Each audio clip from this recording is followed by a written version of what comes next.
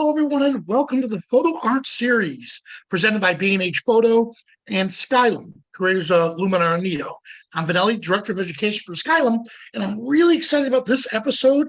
So this episode is the art of self-assignment, and we're using the avionics or aviation photography as an example.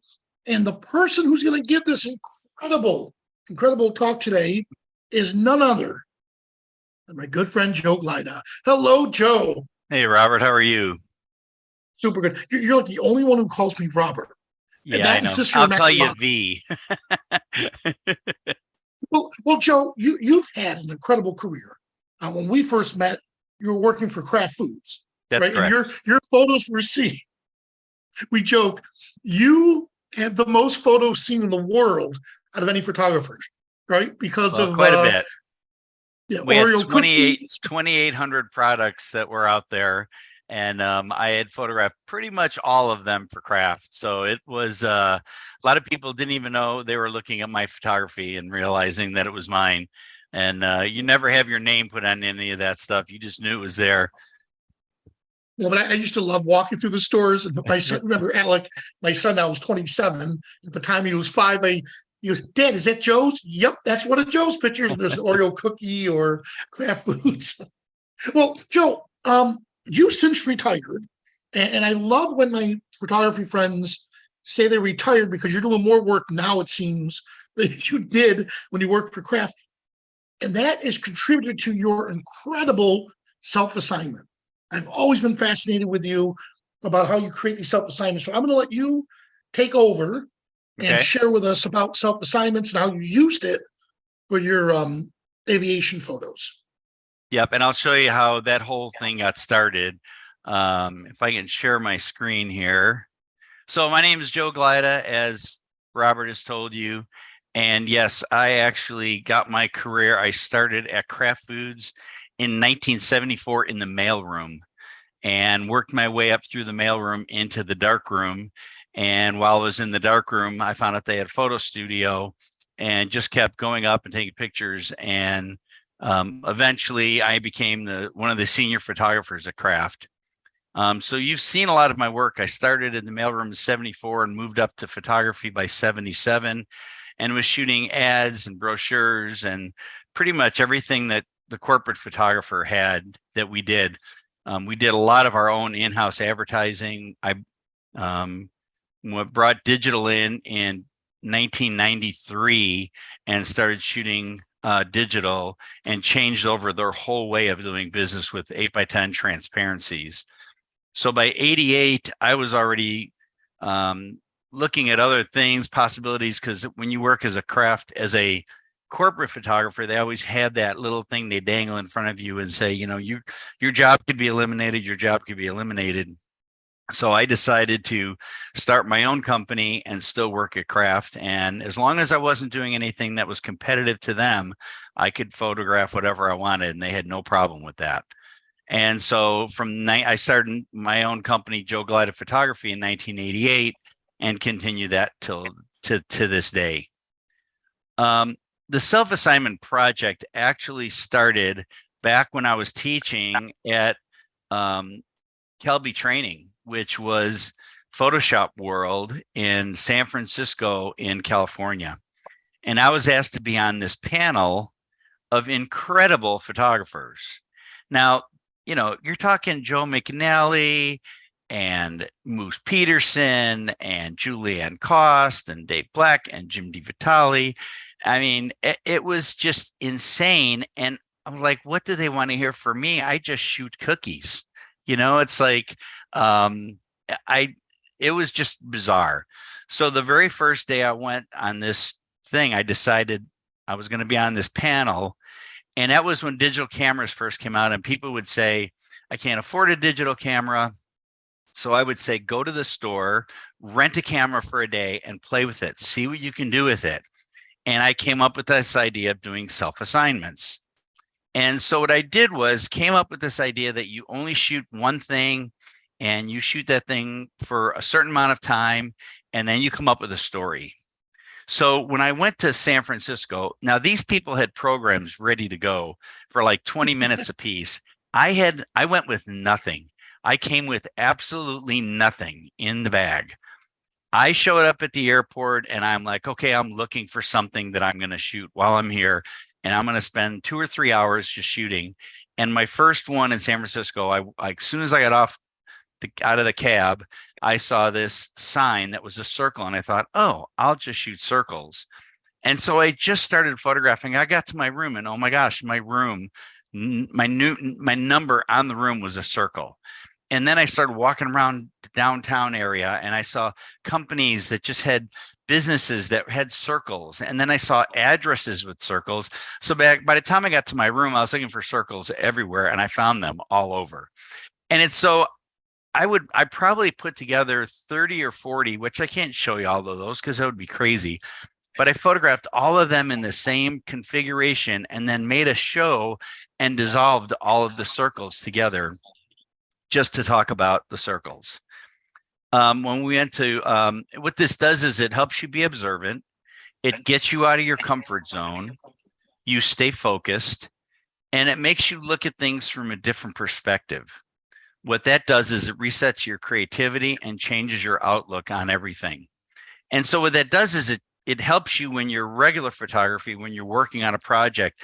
You know, when I work at craft, they would give you a box of Velveeta and say, can you do something exciting and different about this? I'm like, you've already photographed that box 50 different times. How much more? And every time you do something different, they go, no, I just want it on a white background. So it forces you to change a different perspective every time you're seeing something you've already photographed. We went to Miami for the next conference and I was thinking Miami's filled with colors, you know, South Beach. And then when I got there, I realized that everything was blue. Their signs on their streets were blue and blue awnings and blue buildings. And I was walking by a gym that had all these blue balls that were just, you know, exercise balls up against the windows and all the towels on the beaches and the chase lounges and the garbage cans were all blue. And then they even had parking places that were all blue. And I even photographed blue cars and it was just, I had all these images of just blue. So again, it's just something that it changed my perceived expectation because I thought I was going to photograph all these different colors and then it changed my outlook and then it changed the way I photographed. So while you're actually doing the self-assignment, it may change the way you're looking at things a little bit differently and change your outcome, which sometimes you're not sure how that's going to work. And I'll try to explain. It could be anything you want. There are no wrong answers. And this is one of the reasons I talk about self-assignment so much. There is no client. You're the client. There's no art director. You're the art director. You're the person who's in charge. So you can make as many mistakes or anything as you want. And that helps you make those mistakes to change so that when you are working with an art director and they say, hey, what about this? You're not going to be like, I can't do that. You're going to be like, sure, let's try it this way. So it changes your outlook, it changes your perspective, and it changes your outcome. So on the self-assignment, it could be anything. It could be an object, it could be a shape, it could be a color, but only photograph that subject in that time limit you've allotted. Now that time limit could go anywhere from a half hour, 3 hours, it could be 2 days, it could be 4 weeks. It could be whatever you want for that self-assignment that you want to create. And then you come up with a little slideshow for yourself to just kind of go through and put all those things together. So these are all the different things that I did. I've done mailboxes, I've done warning signs. The warning signs was fun because I realized there were over 400 warning signs on the road. And I thought, oh my gosh, you know, I'm afraid to even drive after knowing how many there were. And then I actually found a blank warning sign and then I started making my own, which was even more fun because I was starting to make warning signs for the different people on the committee that I was sitting with. And that was pretty fun. But it could be anything you want. You're the person who's coming up with the self-assignment. So I would like to share with you 3 self-assignments that I did. Two of these were for Kelby training that I did while we were there. So you kind of get an idea of what I was doing. So one was for fun. One had an element of surprise that nobody expected. And then the third one I've worked on in the past 7 years. It's been a 7-year project, 7-year self-assignment, and it had a purpose. I didn't think it would, but it did. And I want to explain how this all worked. So let me start with the art of digital photography is what it was called back in the day of conventional photography in 1996, where a lot of photographers were still, I think this is 2001 is when we did this one. There were still photographers on the fence with digital and weren't sure if the digital was, going to actually happen. There were a lot of people that were fighting it for many years, like it was just a phase. It's not going to go anywhere. Film will always be here. At least that's what I was told as a young photographer. So here we are going to Boston, and I'm trying to think what I'm going to do for my program. And I was sitting with Dave Mosier and Larry Becker from Kelby, and we were talking, and they're like, "What are you going to do?" Because everybody wanted to know what was I going to photograph, and I said, "I don't know what I'm going to do. I'm going to go out and find out. I'm going to go out and take my camera and take pictures. I'm going to make my own self-assignment." And so I came up with maybe I'll do something with history. And they were like, "History? Where are you going to find anything in this town with that?" And everybody just started, everybody kind of laughed. And I was like, "Yeah, well, anyway." And then Dave finally said, "Well, it's around Easter in April. You should do something with bunnies." And I'm like, I was "Bunnies?" hoping, Joe, I'm sorry. I was hoping you were going to do this. All right, go on. I said, "Bunnies? Are you kidding me?" And he's like, "Yeah, like bunnies." And I thought, bunnies in Boston, that has a nice ring to it. So I decided, well, I'm going to go figure it. I'm going to try this and figure it out. So I took my camera and I literally went across the street to Walgreens and I started photographing just bunnies. That's all I did. And I thought, well, this one is kind of cute. This one looks a little, I don't know, a little snarky. And these two, I'm never going to get anything done. And so I just kept photographing and I found these two and I named them Dodge and Burn. And so I decided to take them back to my room and say, "Hey, I got this project I want to do in the self-assignment." And Dodge looked out the window and he said, "This is your view?" And I said, "Yeah." And he says, "Come on, let's get a cab." So we went out and got a cab and we got in the cab and all of a sudden I heard a big scream and I turned around and they were looking out the window at one of their ancestors, this golden bunny that was above the hotel. And I said, "You got to get back in your seats, guys. Come on." And so they slammed on the brakes and they were flying all over the place. And we went over to the ducks and we rode on the ducks and we got tickets for them. And oh, it was just so much fun. They even got to drive the duck for a little bit. Then I got cold, so I got them a little blanket. And then we were coming back and I said, "Make sure you get a receipt because Kathy wants a receipt from everything that we're doing." And so then we decided to go over to the Freedom Trail, and there is this red line that goes through downtown Boston, and it takes you through all the historical sites and historical statues. And we got to see the North Church, and they said, "Oh, let's sit down and have a prayer." And so we did. And then they wanted to run across the start finish line of the Boston Marathon. And then we went over to my favorite Italian restaurant in Boston, and they brought out a plate of carrots for them. And they were like, "Oh, we have to go to Cheers." So we went down to Cheers and we got inside and they're like, "This looks nothing like the TV show." And so the bartender started explaining what it was. And then he said, "Hey, do you mind if I have another beer?" And he says, "Why?" And he goes, "I think there's a hair in mine." And then, I would get a big laugh from everybody. And then, they started hanging out with some of the locals. And then, once bunnies start drinking, it just gets out of hand and it just gets a little bit crazy. And then they wanted to go dancing and we were out till like 3 o'clock in the morning. And then finally on the way back, I said, "Make sure you put your seatbelts on." And they closed the door, locked it and went to bed and they just crashed.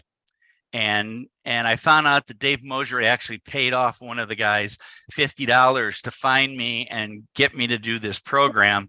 But they said it was really, Bunnies in Boston was really a successful, it was a lot of fun and they really had a great time.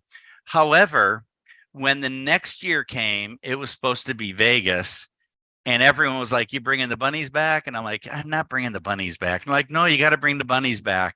And I'm like, "Really? Really? I mean, we've already done that." I'm like, "Oh, no, come on. We got to do bunnies, do Vegas."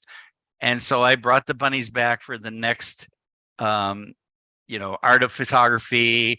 And I just went and I brought them on the plane with me, and we went over to Luxor, and they were like, oh, look, there's our ancestors on the hieroglyphics.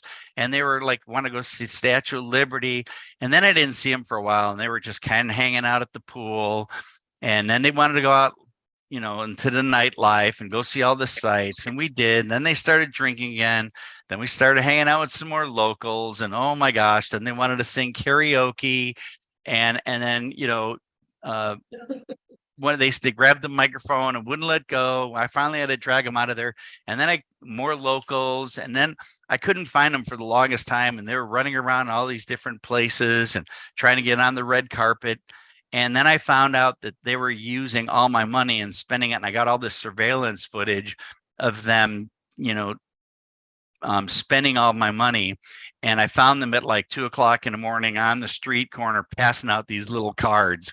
And so, you know, it was a lot of fun. And so that's just one little snippet of, you know, I mean, there were a lot more images in there, but that kind of gives you the gist of what I did. And again, coming up with an idea while I was there, not having anything in the can until I got there, and then came up with an idea. Let's just run with it and see what happens. So It was amazing. So this next one is called Dunedin Oranges. And the video guy, Adam Rohrman, just an incredible creative guy, just so much fun. We meet up and we're like, what do you want to do for our self-assignment? And I said, I have no idea, but I went running this morning and I saw a lot of mailboxes. And so I said, I think we should go shoot mailboxes. And he's like, what? And I'm like, yeah. So we went out and I shot all these mailboxes, you know, after we got finished with breakfast. And then he tells me there is this place, you know, my town in Florida called Dunedin, Florida. Somebody is painting oranges on all the buildings and we don't know who it is. And I'm like, come on, what do you mean you don't know who it is? And I said, let's go. Let's just go there. So we drive to Dunedin, and this is the town. And he said, you wake up the next morning and all of a sudden there's a new orange somewhere on a building. And I'm thinking like downtown, they're like, yeah, they're all over the place and they're beautiful. And I'm trying to imagine what these oranges look like. Is it just an orange or, well, I said, you know what, let me get out of the car and I'll just walk through downtown and let me just kind of photograph, and I'll pick me up on the other side of the town. And I was blown away at these oranges that were painted all over the city. They were everywhere. They were like on the corner. They were kind of behind chairs and behind tables. And all I want to do is just photograph all these different oranges and different configurations and different places. And it was just amazing on whoever was doing this, the talent they had to make these oranges look so realistic. And so I was, you know, I thought that was really cool. And I got towards the end of the block and I see Adam's car. And I get in the car and I'm driving back and I'm like, so nobody knows who's doing it. He goes, everyone's been asking, everyone's been trying to figure out who it is. We don't know who he is or who she is or who they are, but somebody's painting these at night. It got to the point where people would actually put signs on their building that says, please paint your orange here. So they wanted an orange painted on their building. And again, they were just really stunningly beautiful. So I get in the car, we start driving around and we come to a light. And I see this I'm sitting in the back seat and I see this Chamber of Commerce building. And I said, I'm getting out here, pick me up on the other side of the street when I come out. And he's like, where are you going? I said, I'm going to go find out about these. And he goes, you're not going to find. I said, I got to find out who's doing this. So I literally walked in the door and I walked up to the lady and I said, hi, I'm from Chicago. I'm a photographer here. And the oranges are just beautiful. I just wanted to kind of get an idea of what these oranges are all about. Can you kind of tell me what they're doing? What's going on? And she says to me, would you like to meet the artist? And I said, excuse me? And she goes, yeah, he's in the back room. Would you like to meet him? And I'm like, well, sure. And so this guy comes out. His name is Steve, and he's wearing a t-shirt with this orange on it. And so I introduced myself and I'm like, hi, I'm a photographer and we're doing this video and we're doing a self-assignment on oranges. And we hear that you've been painting these all over the city and I want to get a photograph of them. And I said, and I hear you've been doing this like without anybody. Well, he goes, yeah, we were doing it. He says, a friend of mine, her and I we'd get up at like 2:00 in the morning and we'd paint them. But then we realized we might get in trouble. So we told the cops what we were doing and they were just letting us do it. But there's this big festival coming up. It's an orange festival. And we're painting all these oranges for this festival to get people all excited about it. So I said, is there any way we can get you on video if I get you recorded so that we can kind of talk about what you're doing? He's like, oh, I'd love to do this. Matter of fact, I've got a painting right across the street that I'm working on. You want to go over there? And I said, that would be perfect. So Steve walks out the front door. I walk out behind him and I'm looking at Adam in the car going, it's him. It's him. And he's like, and he's put his hands up. He's like, who? And I said, it's the guy painting the oranges. And he's like, how the F did you pull that off? And I said, I just asked. And I said, get your cameras because we're going to photograph him and videotape him. And so we got to actually do an interview with Steve while he was painting his next orange. And Adam was so excited and was just blown away that he finally got to meet the guy who was doing this at like 2:00 in the morning. And I got this great picture with Adam and Steve with an orange. And as Adam and I were leaving town, we saw this one more orange and I'm like, look at that. We got to get a picture of that. And as I come out, this guy from the store comes out and he's like, so what do you think of my orange? And we're like, it's beautiful. And he says, take a look at the leaf. And I'm like, yeah. And he's like, it's his 100th orange he's painted. It has the 100 on the leaf in water droplets. And we were just, it was so cool.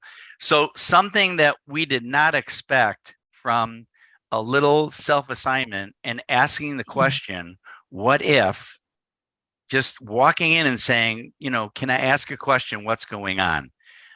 You'll get answers more than you could possibly even imagine if I just would have walked through the place and photographed the oranges. One of the greatest things about this story is 2 months later, Adam called me and he sent me a picture that, this was the final painting that he had done on the wall. But Adam sent me a picture that he had painted oranges on his house. He woke up one morning and walked out and saw these and called me right away. And he says, you're not going to believe this. It just great. Unfortunately, we lost Adam last year. Just an incredible, talented young man. And oh my gosh, it was just heartbreaking to hear that he had passed away. And every time I would talk to him on the phone, he goes, I have you and me on my refrigerator. And I said, you do? And he's like, oh yeah. I got this picture of you and me when we were doing a video together. And I had these two little fake splashes in cereal. And we had done this picture and he had this on his refrigerator for the longest time. You control the outcome when you do these self-assignments. It's up to you where it goes. You could fall flat in your face and you don't have to worry about it because there is no client that says, oh, you really messed this up. You're the one that's in control of how this whole thing is an outcome. So I want to show you, are there any questions first of all? Yeah, so far, I don't see any questions in the chat. Well, what I love about what I'm taking away from this, Joe, which I absolutely love, I saw the bunnies many a time. And while we're talking, I actually text Kelby and Dave Mosier. And they're saying, oh my God, the bunnies. That for me as a photographer, I mean, how many years ago was that? That was like, 2005 or something like that, 6. Yeah. So, and to this day, that motivated me on my self-assignments. When I saw you did the bunnies and the Vegas bunnies, I was like, how could this guy just come out And actually, I'm in a couple of them, but the scary guy, you had me scaring the bunnies on one of them. But I look back and I think, unbelievable how just you talking about that self-assignment changed the way I looked at things. And like you said, with the circles, I'd go around just looking and just be more observant for the stuff. And I think for me as a photographer, it taught me to pivot better. Yeah. Where if something wasn't going the right way, I could just boom, pivot and switch it around. Well, I tell people all the time, like when you're photographing, like most people will, oh, that's a good shot, and they just take the picture. They don't tend to walk around the subject. You have to think about your foreground, subject, foreground, background all the time.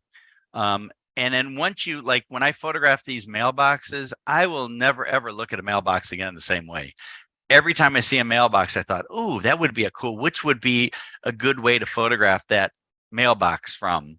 So I'm always thinking about that from different self-assignments that I've taken, because you've experienced it already. So you have some kind of knowledge about how to photograph something like that. So on this last one, I'm going to talk about a personal self-assignment with a purpose. The way this happened, I still can't figure it out. But it's been an incredible ride. That's all I can say. It's been a 7-year project, and it's gone way beyond whatever I could possibly even imagine. So I had been, even though I was a photographer, I had been teaching commercial photography, Photoshop, food photography in all these, different venues between Kelby One and Image Explorations in Canada, Lamar School out in South Carolina, Texas School in Texas, all these different places. And one day I was teaching at Photoshop World, and something wasn't right. And when I went to the instructor's dinner at the end, I walked in the room and I felt like I had lost all my creativity. Like I was done. And I was in a place where all these people were so much more intelligent than I was, working on Photoshop and Lightroom and Capture One and all these different softwares. And I was like, I can't keep up with these people. I just don't know what I'm going to do. And I just had a hard time just comprehending what was happening. So I left the hotel. I just walked out, went to the airport. I was there probably 3 hours before any flights had left. I was there all by myself. And I'm just sitting there at the airport, and I'm just looking out the window. And I started having this conversation with myself. I'm like, okay, all right, you don't feel good. You're kind of in what we call a brain fart, or a creative brain fart. What do you do? What do you tell other photographers when they have that creative roadblock? What do you tell them to do? And I tell them, well, do a self-assignment. And I'm like, well, what's that? Well, you photograph things you like to photograph. Well, what do you like to photograph? Well, I like to photograph airplanes. Well, where are you going to? I'm having this conversation with myself.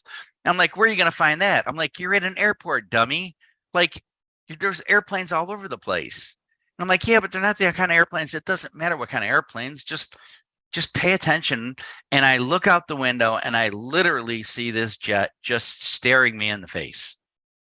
And I thought, okay, I need to do something with this. So I had to talk myself into getting my camera out of my bag, take a picture of this, put the camera back, pull your computer out. You've got 4 hours before the flight even leaves. So I started playing around on the computer, and I came up with this image. And all I did was I cut it in half and just, flipped it, and then put a new sky in and just cropped it so it looked like the jet had like headphones on. And then the other thing I always remembered was you have to ask for help. You have to ask someone that you know for help. And my really good friend, Moose Peterson, is an aviation photographer. And I called him and I said, hey, I'm struggling here. I don't know what to do. What are you working on over the next couple of months? What do you got going on? And he said, well, I'm going to Reno air races. And I said, oh, is it hard to get in there? And he's like, no, like, you shoot Nikon, right? Well, Nikon's a sponsor. You call them and you can get credentials. And so I called and sent them a resume or whatever I needed to do. And I got credentials to shoot at Reno. And when I was at Kraft, one of my assignments was to shoot NASCAR from 2001 to 2009. And so now I was switching from cars riding around in a circle in a track to airplanes flying around pylons. And I was like, oh my gosh, this is incredible. And so I just was having the time of my life. That was like, talk about rejuvenation. It definitely wasn't food. It definitely wasn't people. Because I tell people I photograph things that don't talk back. Food, architecture, and aviation. Now that's what I'm doing. And so I was just so excited about doing this that I just found myself, I photographed my very first World War II airplane in Reno, and it was a T6. And I was so excited. And at that time, the cameras were really low. I mean, I think in 99, well, this was like 2014.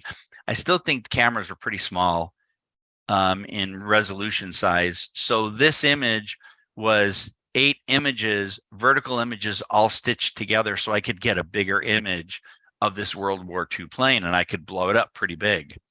But that was my first one. And then I started playing with, composites and putting multiple images together. And I was just really thought this was great.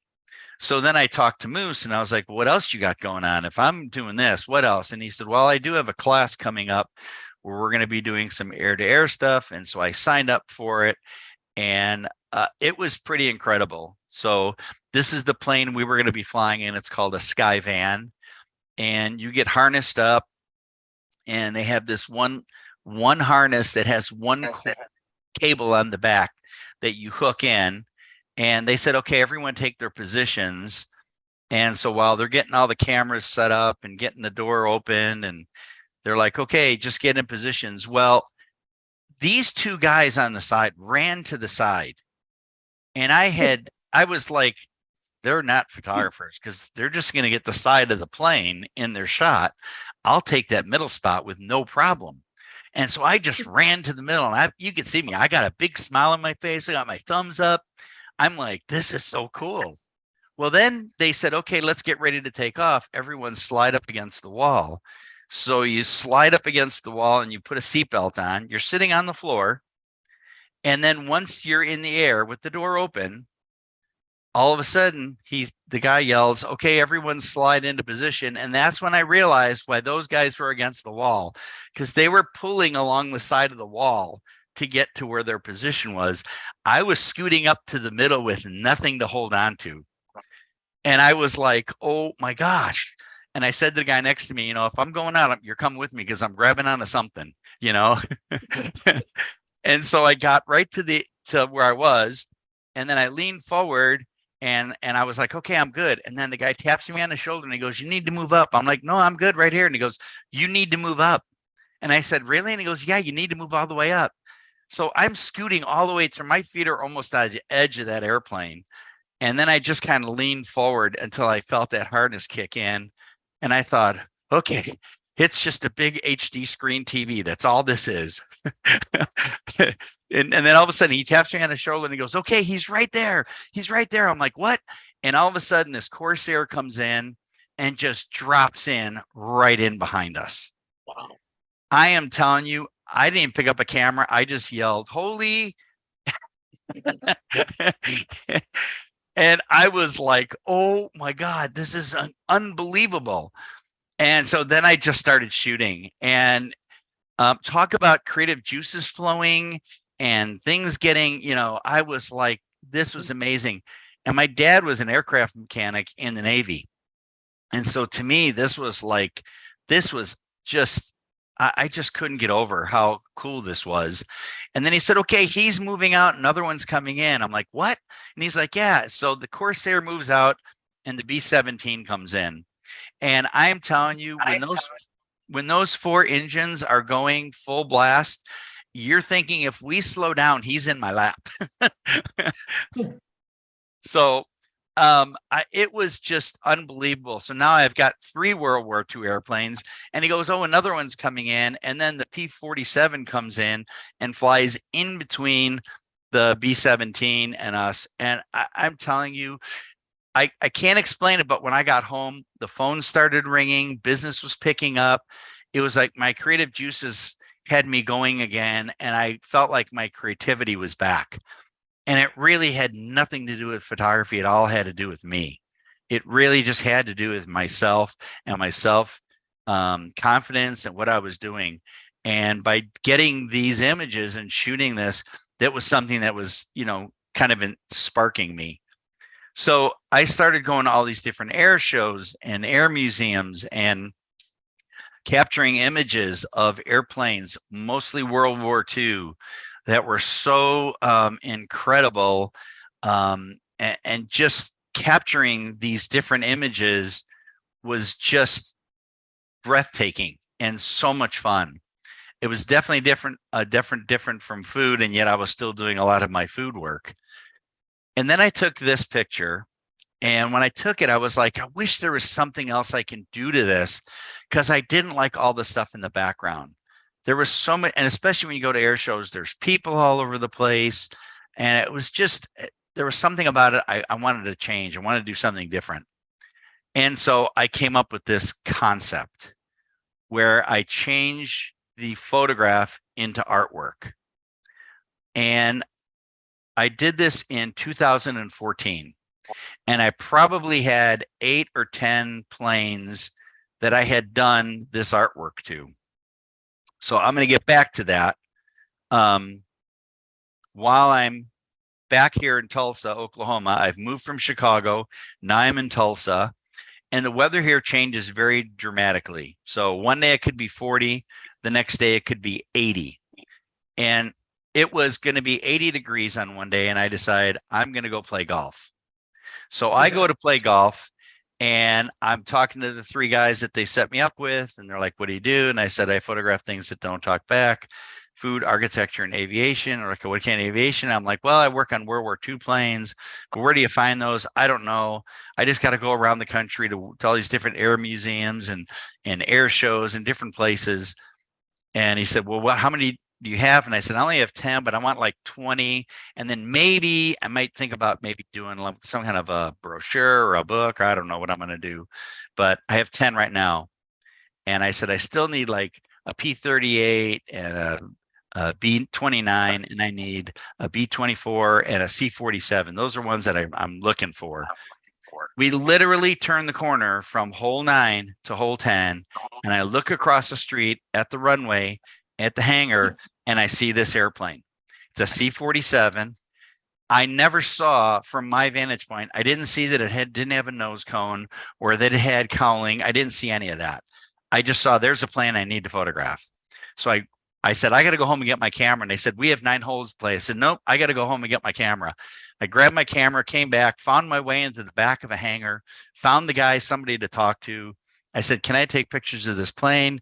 He said, you can take all the pictures you want. I said, well, does it, where's it going? He goes, it's not going anywhere. We acquired it about a year ago. And I said, I drive by this airport every day, and I've never seen this airplane. And he said, well, it was a nice day today. We thought we'd take it outside. That was the only reason I was playing golf that day. So wow. I'm not sure if there's intervention going on, but I was pretty excited. So I said, well, does it fly? And he said, no, we're trying to get it to fly. And I'm like, really? Do you look for volunteers? He said, we're always looking for volunteers. I said, sign me up. So the very first thing I said, what do you want me to do? And he says, do you know how to put a hose clamp on? I said, doesn't everybody? And he goes, no. And I said, okay, I do. My dad was an airplane mechanic in the Navy, and he taught us how to do all these tools. I just didn't know I was going to be doing this. So he made me climb up in the wheel well and put a hose clamp on the bottom of the oil pan. And then I was working on the gas tanks, and you can see up in the area here right behind my name, we all got, after we took the gas tanks out, I was able to sign my name in the inside of the airplane, and then we're able to put the gas tanks back in. And I've been working on the engines, and it's just been tremendous. It's been great. And that was my dad when he was working on, the airplane that he was working on back in 1949. What I didn't realize, I was getting in with a group called Airborne Demonstration Team, and these guys reenact and teach people how to jump out of a World War II airplane. And we have two of them. We have a C-47 and a C-49, which is actually a DC-3 turned into a C-47. And I am actually now, when I'm working on stuff, we're actually, instead of retouching parts, I'm actually doing with a sandblaster and cleaning things off by hand. It's been truly amazing working on this plane. And we have over 9,000 volunteer hours on this airplane, and we actually got it to fly. And this was in 2017, and we actually got it to fly. Then I got in with another group that was there, and they were working on That's All Brother, which is supposedly the original plane that led the invasion of D-Day. There's a lot of controversy on that, but that's what they call this plane. But we got to work on it and restore it and get it to its original shape. We would get a list of things to do and got to work on that. And this is after the new paint job. And this actually went to Normandy for 2019 for the 75th anniversary of D-Day. And it was just tremendous to know that I was working on there. One of the things they talked about was on our plane, they wanted to redo the cockpit, the control panel, because there were all these pieces that were just piecemeal and put together, and they wanted to upgrade it and update it. And I said, I can do that. And they're like, looking at me like, you're a photographer. I said, I know Photoshop. And so I created a complete Photoshop instrument panel, had all the instruments on separate layers, made a giant print, put it in front of the pilot and co-pilot and said, where do you need the instruments put? And then we placed them all. And then we created these little 6-packs so the pilot and the co-pilot had the same instruments to look at. And we moved things around. And then we used my final print as a template to put on and create the actual instrument panel to cut all the holes. And this is what the final panel looks like. So I got to help to put the instruments in. Now, I'm not an A&P, but I was working with an A&P, so they were making sure that I was doing all the right things. And this is when it was installed, and this is in operation. And so this has been quite, so for me, just to say, I got to stop playing golf and go get a picture of an airplane. Now I'm actually photographing with this group 3 times a year as they're doing this jump school. And it has just been unbelievable. It's like going back in time to 1944. And it's just been amazing. So I'm actually doing air to air and air photographing the jumpers as they're going out, their jumpers as they're going in. I'm either in a T6 or a Russian Yak flying next to the plane as they're coming out, or in the other C-47 as they're coming out. And then I'm also on the drop zone as they're coming out. So it's just been, something that's just been incredible. So now I've got more planes that I've photographed. It's 2018, and I'm having a problem because I can't replicate what I was doing in 2014. This is the image that I was getting, and it didn't look like what I was getting before. And I realized that all the softwares had changed in 4 years. And so I retrofitted one of my computers back to 2014 with all the old software, and I was able to recreate all of the same look. And I got up to 34 different airplanes. And because of my work at Kraft as a pre-production person and being able to do pre-press for ConocoPhillips when I first moved to Tulsa, and already created a book on my own, I decided to create a storyboard, and I was getting all the information from books, not internet. And then in 2020, they closed the libraries. So I asked all the guys at the airborne demonstration team if they had airplane books, and they all handed me all these books. And so I was able to go through and research every different plane and created not only this artwork, but I was able to create a book called Airborne Demonstration, World War II Aviation Artwork, and the stories behind these birds. And it actually has all the original photographs that I used to create the artwork, plus stories about different people that were actually there that I interviewed or interviewed their family members. And then when the pandemic hit and I had to wait for the printing of the books to come from China, I created greeting cards, I created playing cards, and I created a coloring book. And this self-assignment took off in ways that I had never imagined. I started passing these books out to people that were in the book. People were sending them to their grandfathers and their dads. And I was able to give a donation back to the museum. And I've been visiting all these different museums over the last couple months, and I'm trying to get them into 43 museums by next year on the 80th anniversary of D-Day. And when I was at this last one, the Grissom Air Museum, they've commissioned me to photograph this hustler and then do the same artwork to that. And they are now presenting 50 veterans with my prints on September 30th that I'm going to go photograph. They're going to present them, each one of these, with one of my prints. So this self-assignment took off, and it all started because of a creative roadblock. So don't ever think that, oh my gosh, I'm not creative anymore. Do a self-assignment, and it'll completely change the way you do things. That is absolutely amazing. We're checking. Let's see. As of right now, I think people are just so captivated, Joe, that they're not asking questions. A couple questions I do have is when you chose your self-assignment, right? Now, I know you're in the airport. Do you think if you weren't in the airport, would you have picked airplanes? I don't know. I don't know. And it's just something, you know, I've always loved airplanes because my dad, you know, was in the Navy. So he would always, we'd build models together all the time. And so yeah, I might have, because I have a passion for it, but I also have a passion for golf, and I have a passion for baseball. And so you never know what I could. There's the right timing. Yeah. Yeah. So like you just said, and I think the fact that you were alone, it lets your mind be free. Yep. And when creativity comes your way, not to stifle it. Yeah, well, and I always say that you have to let creativity come through you, not to you. If creativity can come to you, and you could just be like, oh yeah, well, I could do that. I could do that. But it's got to come through you. It's got to affect you inside. And when I took the picture of that jet and changed it, I went, wow, this is pretty cool looking. So it kind of gave me that little push to go a little farther. Gotcha. And I will tell you that, you know, talking to Moose helped a lot too, because he was like, hey, you're not going to, we've all gone through this.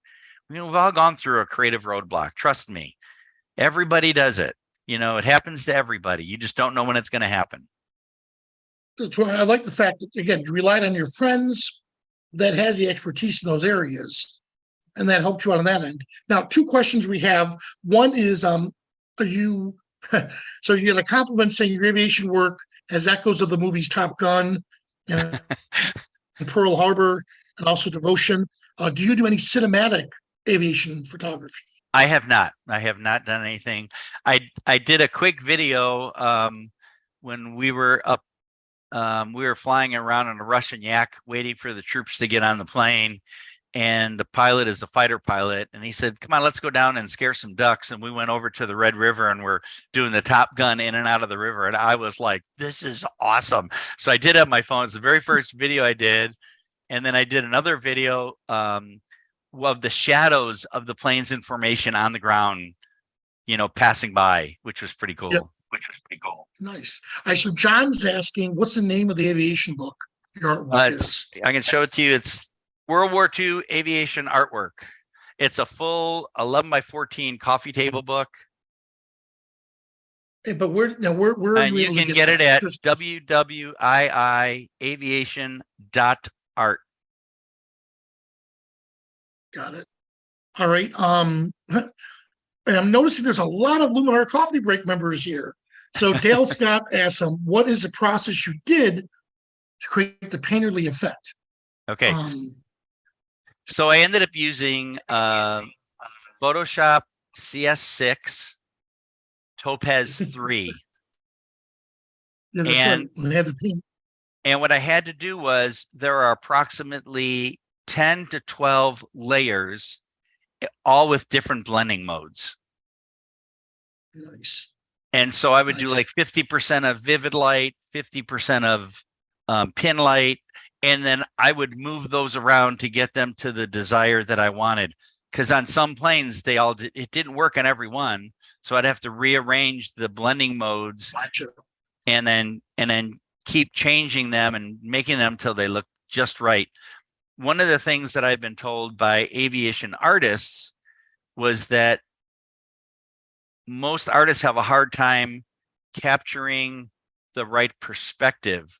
The wings will be off, or the wheels will be off, or the tail will be off. But because I was actually using the photograph, I'm photographing with a long lens. So I'm making sure that the plane is condensed and it's not wide angled. And yet I can keep all the perspective and proportions correct in each piece of artwork. Nice. Oh, we have three more. And again, these are all from Luminar Coffee Break members. Nick, my good buddy Nick says, that was a great presentation. Do you still do mini special assignments today? Yes, I do. Awesome. All right. And then Elizabeth, as she says, as she sits there, she's thinking about all kinds of ideas. Did you do much photo editing with your pictures prior to doing the art ones? No, I just photographed them and then threw them into slideshow. I didn't have a lot of time. Gotcha. If anything I did is I sized them. So like when I did the circles, I would make sure that the same size of the circle for every image was exactly the same. So when I did it as a dissolve in the slideshow, they would just dissolve from one circle to another. Now, I have to admit, I'm spoiled because I got to see you do all this stuff live many years ago. But like I said, and we've been friends for so many years, but it resonated so well with me. And the fact, me honestly, Joe Glyda having a mental block, I mean, never. Yes. So for myself, and I'm telling you how you help me, is when I go through that, I always thought, you know what, Joe had it. If Joe, one of our greatest photographers, had it, I can have it too. It's okay. I'll make it through.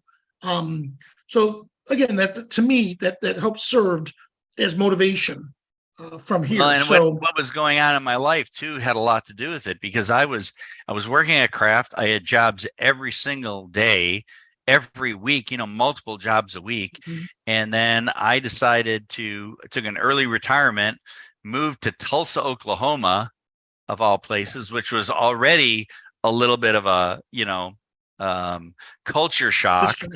And then working with the woman that I married was a portrait photographer, and she was asking me to help her. And I was like, this is what I do not want to ever do, is portrait photography. And she made sure that every time she would do something, I'd be like, I don't want to do this. And so I was getting more and more depressed because I was getting less work and I had to do more work for her. And I'm like, where am I going to go with this? And I know she was even getting frustrated. Like, what are you ever going to get out of, going to the airport and volunteering on an airplane? Where are you ever going to get out of that? Yeah, you just never know. And I'm telling you, when a lady called last week and said, she bought one of my books for her dad for Father's Day. And she said, I have been buying my dad, gifts for Father's Day for years, and he has never liked anything. He said he opened up that box, he looked at that book, he grabbed my hand and he cried, and he hasn't put it down for 4 days. To me, that's worth more than any job. It's just been an incredible ride. Awesome. Hey, Joe, could you stop sharing your screen? I just realized. Oh, yep. So this way they can see both of us. That'll be perfect. Awesome. And my good buddy, Phil. Hello, Phil. Phil saying, hey, isn't what you're doing with the planes, aren't they considered portraits? Yeah, they do kind of have a face, don't they? No, but Joe, I mean, this was absolutely amazing. And I'm glad we went this route with this topic, because this is exactly what I feel. Not just new photographers, but even photographers who've been photographing for a long time, to come up with. Now, and I know didn't you have a class in Kelby 1 on self assignments? Yep, I do. And that's where I showed how we did the mailbox, and we did the alphabet in a circus town. Oh, that's right. Because We went and found we were looking for all the alphabets in a circus town with different circus letters. And they thought I was absolutely crazy. And by the time we were done, they were all like, "Oh, there's an S. Oh, there's an L." They were looking more than I was. So it's really a lot of fun once you get to do it and do something that's just, you could do just doors, you could do windows, you could do just about anything that's out there, and just photograph it. All right. Well, we did put in the chat the link to your book. Now, where else can we find more about you, Joe? And you can just go to my website, which is jglyda.com, and you can see some of my other work. I'm still doing a lot of food. I just finished working on a big project for a meat company. We shot 44 different cuts of meat. It was pretty amazing. My refrigerator looked like a bloody mess, but oh my gosh, it was totally worth it. And then I just got a job today. So as soon as I'm done here, I'm running out to a refinery to photograph some instruments. So, and I'm so glad you're retired though, Joe. Oh yeah. Yeah. I tell people, I'm actually busier now than I was when I worked at Craft, and all my craft friends said, well, all you did was push a button. Yeah.